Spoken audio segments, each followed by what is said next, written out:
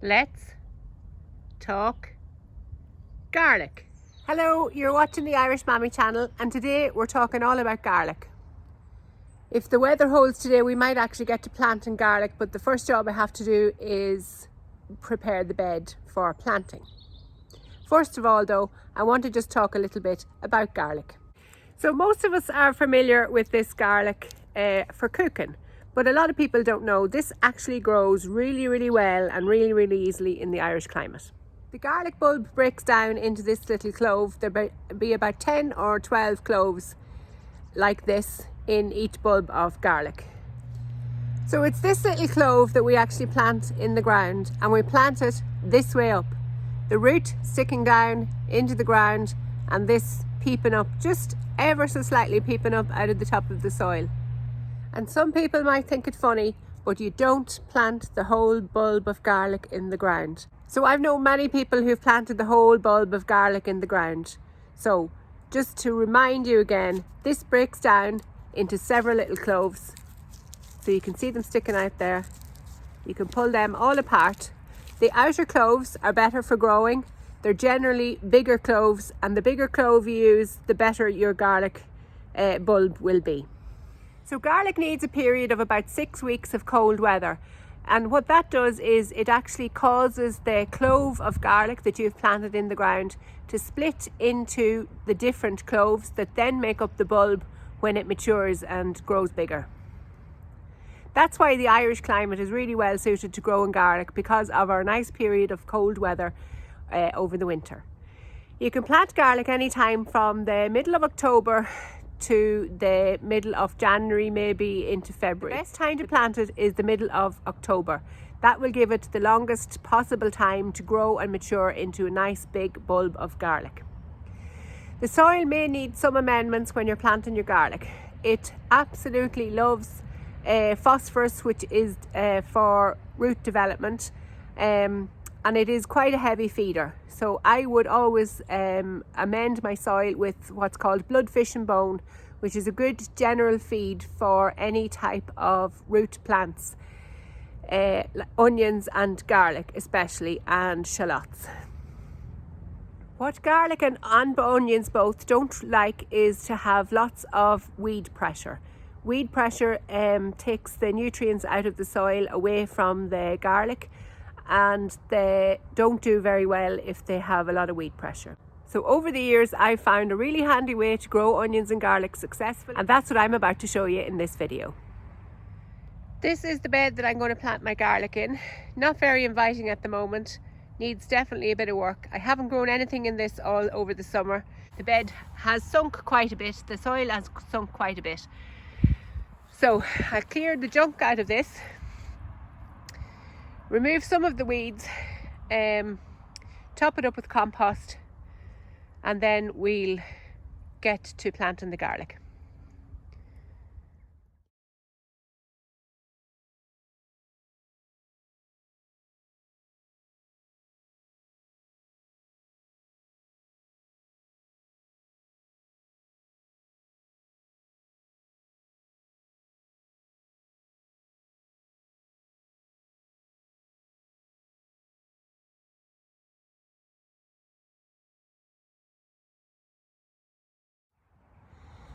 Okay, that's the height of the weeding I'm going to be doing. I've said before I'm a lazy gardener, not because not for the sake of being lazy, but just because I have quite a lot of things on my plate.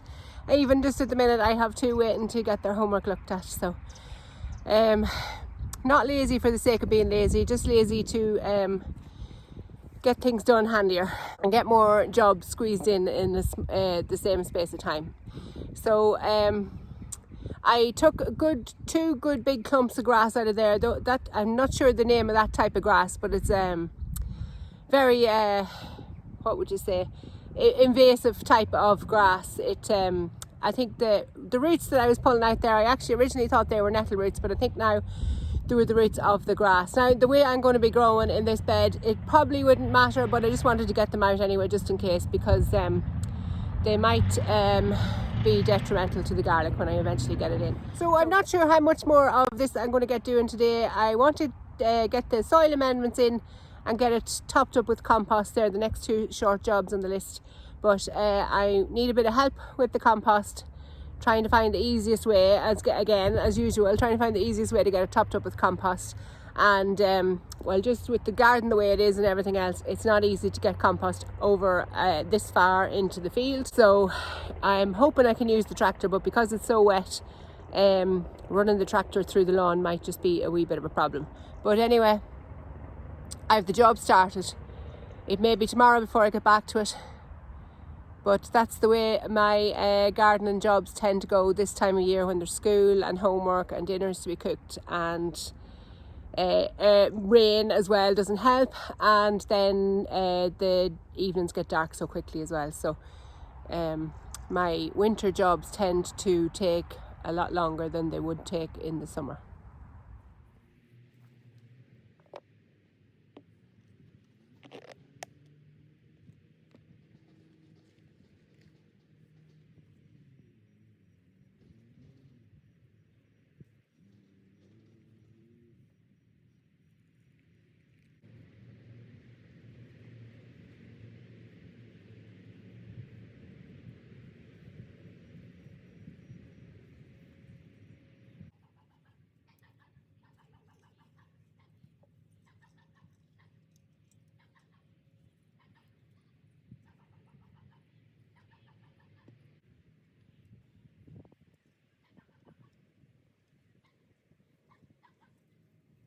So I just wanted to show you what I was using there on the beds. I was just amending it with blood fish and bone, a nice natural all-purpose feed.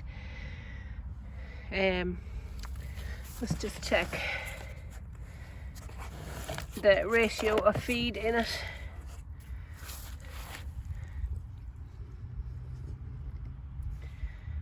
So it tells you there it has potassium, nitrogen, phosphorus, but wait, let's see, does it tell me what proportion they're in? So 393, you can see that there, NPK 393. So that feed is high in phosphorus, which is good for root development. The last thing you want to put on your garlic is a feed that's high in nitrogen, because all it's going to do is encourage foliar growth, leaf growth, to the detriment of the bulbs below, because it'll be pushing so much energy into growing the green stalks on the top of the plant that it probably won't have enough energy to swell the bulbs. Generally these are going to be in the ground. This garlic is going to be in the ground till at least the end of June, if not maybe as late as mid-July. Just depending on the year that we have. The garlic will get 2 more feeds, and now I don't know if most people do this or not. This is just what I do. I will feed my garlic again when it starts to wake up towards the end of February, beginning of March. It will put on some growth now when I get it in the ground. You will see some, and if it got cold all of a sudden it might not, but generally it puts up some green growth now. And then it kind of goes dormant for a wee while, and then it takes back up again in the springtime. Like I said, end of February, beginning of March, when it starts to warm up ever so slightly, usually. So I give it a good feed then again, the end of February or March, and then again maybe towards mid-May, when it's really going to start pushing out. Well, maybe the end of May. I always feel onions start to bulb up after the summer solstice, which is the 21st of June, I think.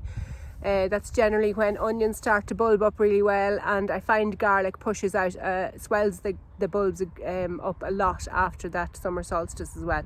So I tend to give them a feed maybe end of May, beginning of June kind of time, so that they have lots of feed to swell up their bulbs. Again, high in phosphorus.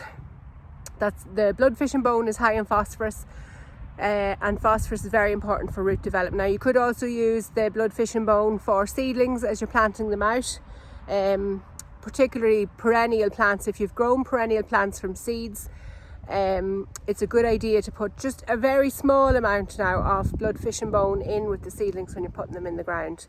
Again, it helps with the root development and helps get them well established in the ground. Not so important for annuals. Annuals are generally bred to get themselves established fairly fast. Not sure now how much I'm going to get doing again, like I said, this evening, but we will pick this up again, getting the compost in the ground, and then I'll show you my special little secret for getting good garlic and no weeds, most importantly. I also wanted to add, just before I get soaked here with rain, I raked that into the soil only because, like, I normally wouldn't when I'm topping it up further with compost, but because I don't know if I'm actually going to get the compost done now, I just wanted to rake it in, because for some reason my dog absolutely loves the blood fish and bone, and she'll be out racing through it and trying to eat the blood fish and bone. The powder must have something in it that attracts the dogs, so I raked it in only for that reason, not absolutely necessary. So I've just come into the greenhouse here to get on with this job while it's raining outside. I'm just dividing up the bulbs into the individual cloves. And usually I will only use the outer cloves on the outer part of the bulb, because they're generally the bigger ones. Sometimes though you may be lucky and you get bigger cloves inside. I'll give you an idea. I'll show you a close-up, and I'll show you the ones that you shouldn't use and the ones that are okay for using. Okay, so I'm going to try and hold the camera steady here now while I do this with both hands. So I just break the clove up. Now that one there is probably a little bit too small, whereas the one beside it is actually quite big. So if you compare them, this is the one I dropped. So quite a big size comparison there. So I would definitely use this fatter one, but probably not use this one. Now it will still grow a bulb, but the only thing is it will probably only grow a small bulb. Now look at my lovely gardener's manicure. So I just want to give you an idea of how many bulbs you can, or how many cloves you can actually expect from a garlic bulb. So there's two I've got already. Like I said, one of them not really very usable.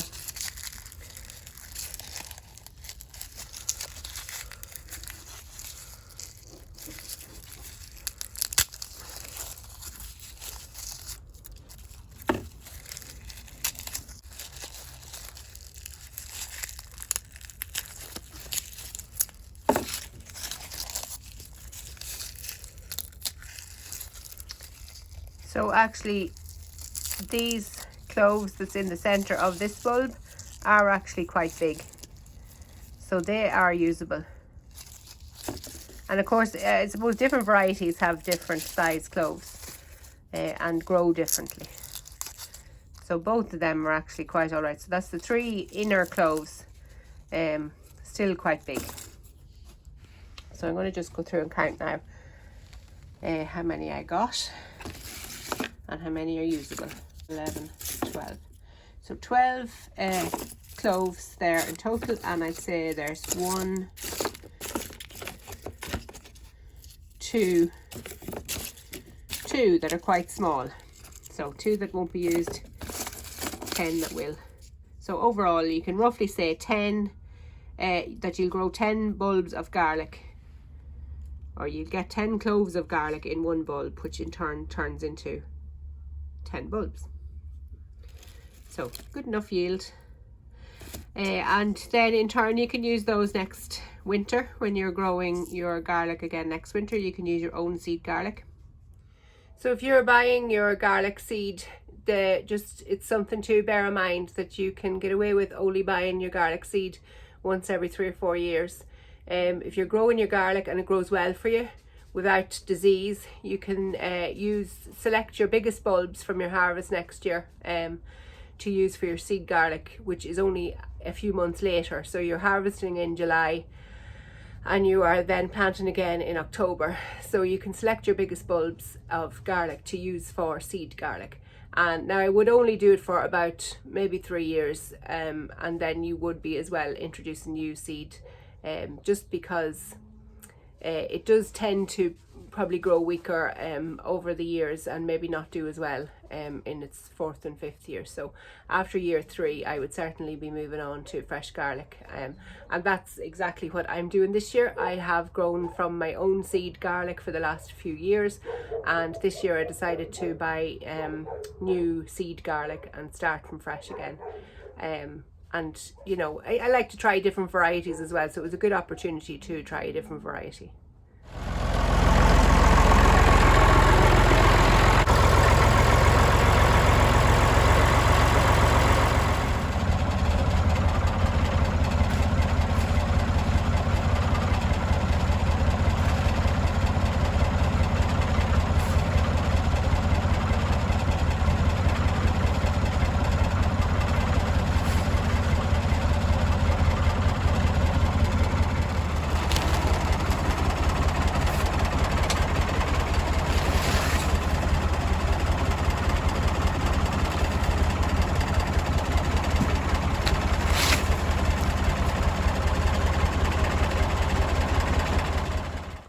The compost I'm using today is EnviroGrind.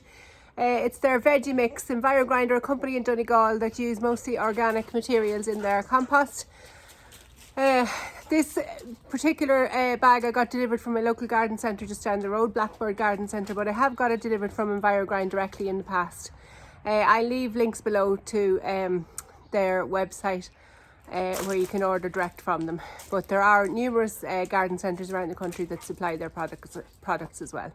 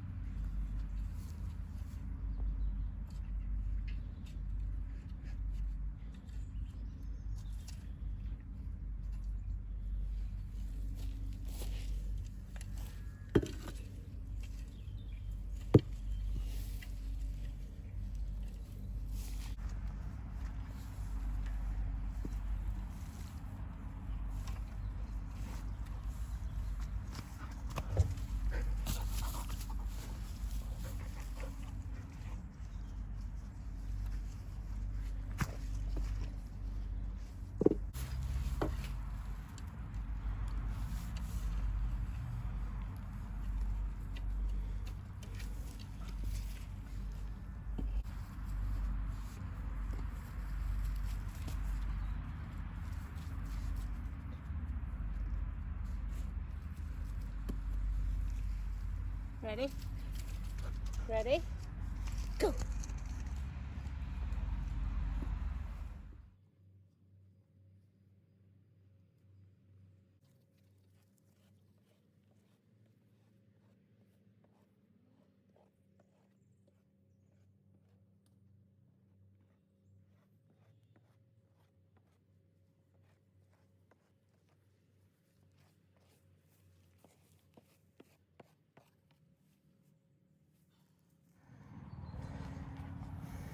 So there we are, the bed's ready now for planting with garlic.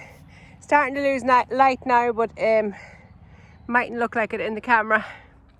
But it is definitely starting to get dark now, so we'll pick this back up again tomorrow. But for you, it'll only be a couple of seconds.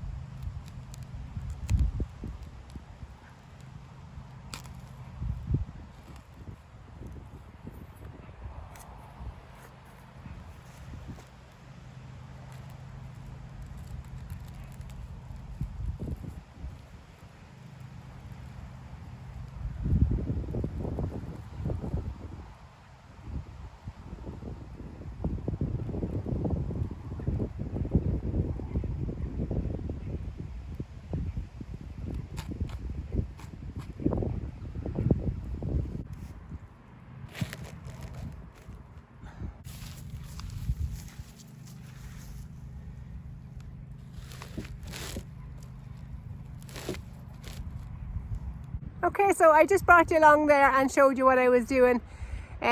Just to make it more clear, I have used weed fabric, also called Mypex, also called Geoteram, I think, as well. Basically, it's a fabric, a plastic heavy duty fabric that you put in the ground to stop weeds. But I have used it several years in a row now. That particular one, I think this is its 4th year being used. You can buy it from some garden suppliers with the holes already put in them. Might be handier for you, but honestly I find it's just as handy to buy a wee cheap gas torch that you can buy in any hardware store. I think you might find in the plumbing section, and just put the holes in yourself. I recommend using a gas burner over just cutting holes in it, because if you cut holes in it, it actually eventually ravels and frays.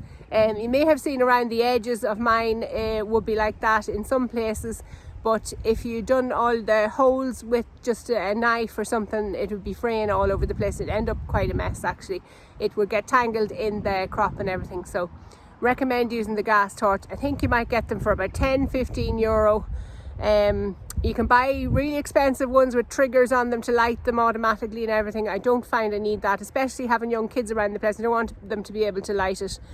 Now obviously it's kept out of their way in the first going off, but if they were to find it, I don't want them to be able to light it as well. So hence why I buy the cheap version with no trigger on it for lighting it.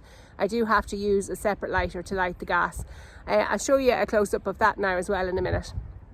So I just laid down the weed fabric. Like I said, mine had already had the holes in it because I've burned them in it before. I stapled it down around the edges using a heavy duty stapler. Obviously I was stapling it into the wooden frame of the bed.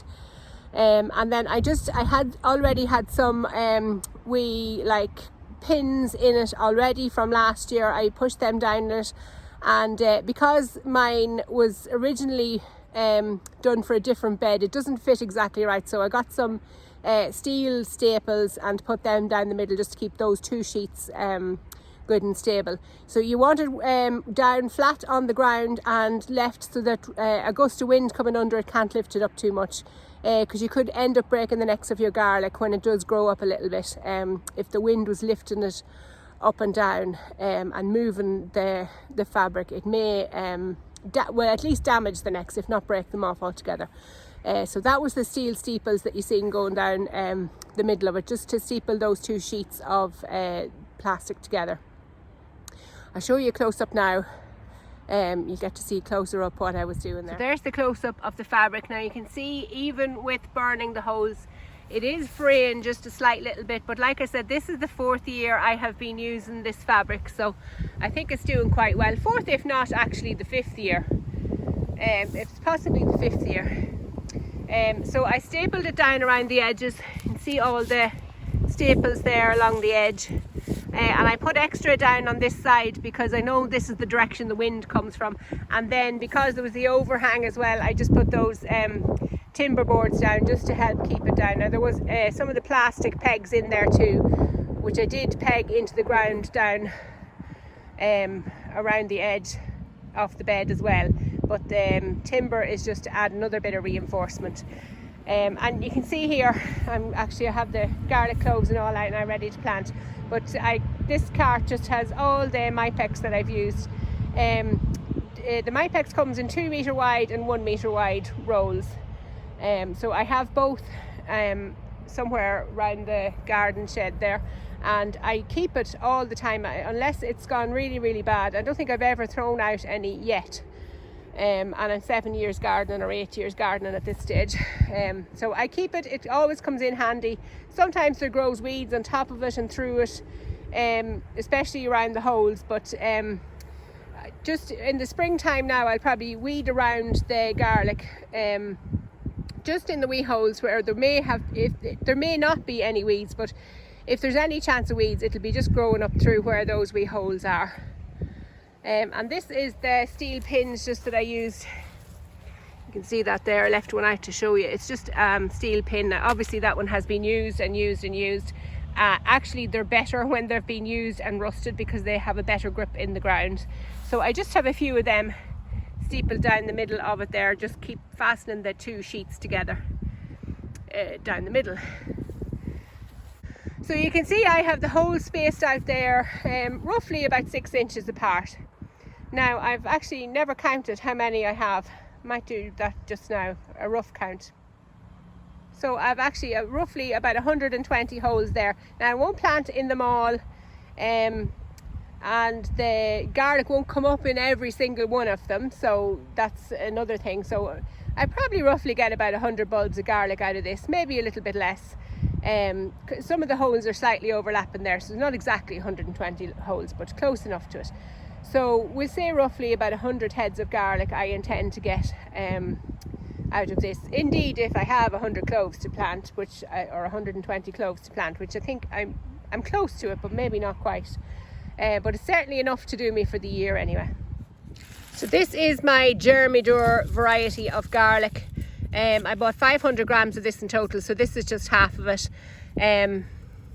So just to show you exactly how you plant the garlic. So you can see, where do we see now?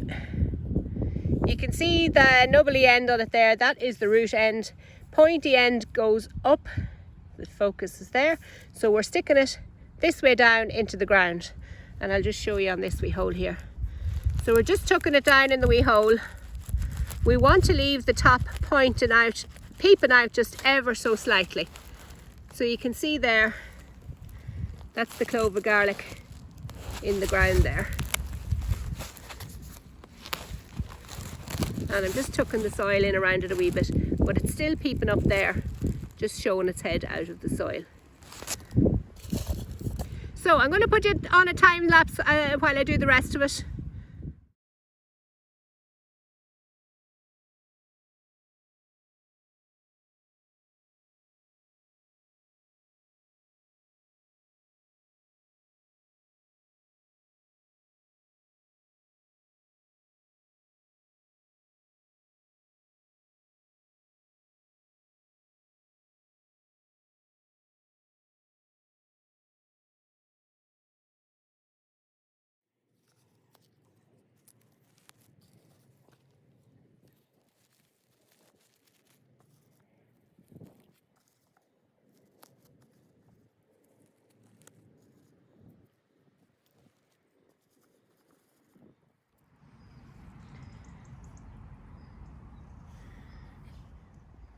This is the staple gun that I used to staple the Mypex down around the edges of the bed.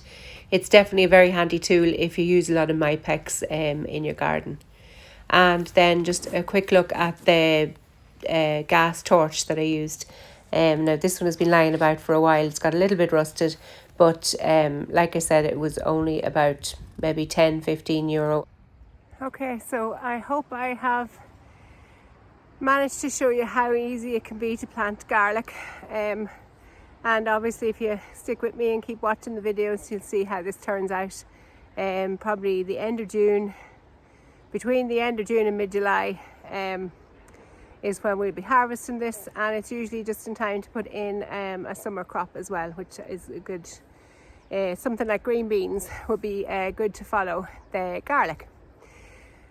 So I hope you enjoyed the video. I hope you're all inspired now to go out and plant your own garlic. If you can't get garlic,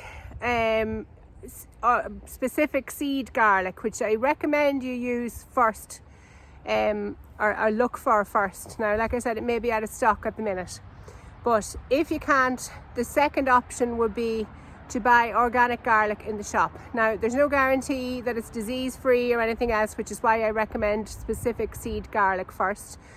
But I would, if you just can't get your hands on it, it is still possible to use organic garlic and break it up into the cloves and plant it in the ground. It's worth a try.